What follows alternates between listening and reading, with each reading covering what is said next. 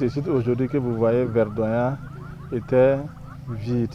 Vide, c'est-à-dire que c'était une terre nue, à l'image de ce qu'on appelle les terres nues en zone sahélienne du pays, précisément peut-être en Ouaïgua, qu'on appelle couramment en langue locale Zipélé. C'est vraiment une terre nue où il n'y avait pas une grande couverture végétale. Il y a quelques espèces qui étaient présentes là, c'était des espèces caractéristiques des terres dégradées. Alors nous nous sommes dit, quelles sont les méthodes que nous pouvons mettre ici pour donner de la plus-value à cette terre, naturellement à la restaurer de façon écologique.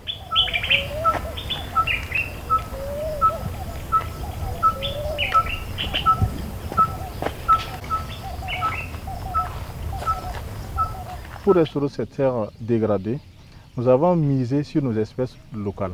Alors, nous avons mené d'abord une enquête auprès des populations locales pour voir quelles sont leurs perceptions par rapport à un certain nombre d'espèces. Parce que vous savez très bien que tout ce que nous faisons là, c'est pour vulgariser auprès du monde rural, de sorte qu'ils puissent s'en approprier. Alors, de cette enquête, il est sorti une quinzaine d'espèces dont les producteurs, les populations locales ont trouvé être des espèces utilitaires pour les besoins d'ordre alimentaire, d'ordre de fourrage et même des arbres qui ont des propriétés qui ressortent, qui fertilisent les sols.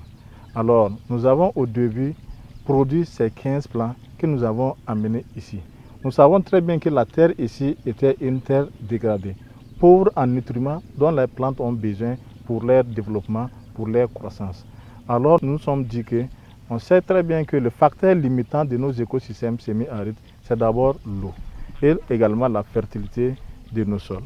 Alors nous avons misé sur l'apport d'eau et de la fumure organique au niveau de certains plants. On a choisi une catégorie de plantes qui vont recevoir l'irrigation, une catégorie qui va recevoir la fumure organique, aussi un autre qui n'aura pas de traitement approprié, ni d'eau, ni de fumure organique.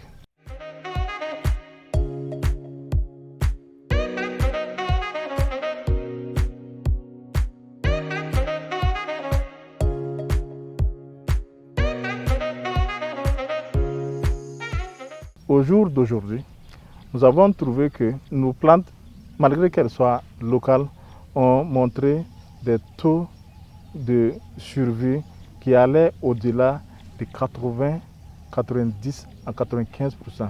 Il y en a même qui ont montré des taux de survie de 100%.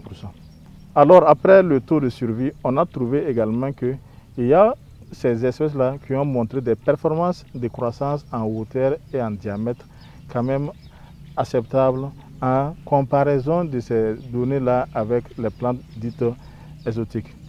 Et ce qui est encore surprenant et qui est encourageant et patent, on a trouvé que même des espèces, autour d'une dizaine, qui n'avaient pas reçu de soins, qui étaient genre l'apport d'eau et de la fumure organique, avaient aussi montré des taux de survie 90%, même 100%.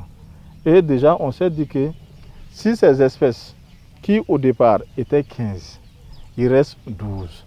Cela sous-entend que nos 12 espèces sont des espèces potentielles candidates à la restauration de nos terres dégradées. Surtout dans cette zone nord-soudanienne où nous nous trouvons, on peut utiliser cette liste d'espèces-là pour faire la promotion, la valorisation et réussir nos campagnes annuelles de reboisement.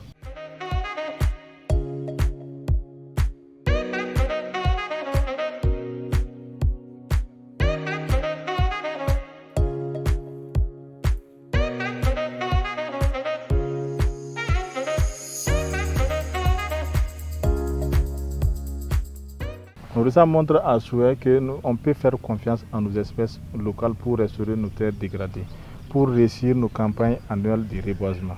À l'endroit de nos autorités, nous pouvons leur dire qu'ils peuvent faire confiance lors des campagnes annuelles de reboisement à nos espèces locales en les priorisant comparativement aux espèces exotiques qui en réalité même sont plus demandeuses de soins que les nôtres.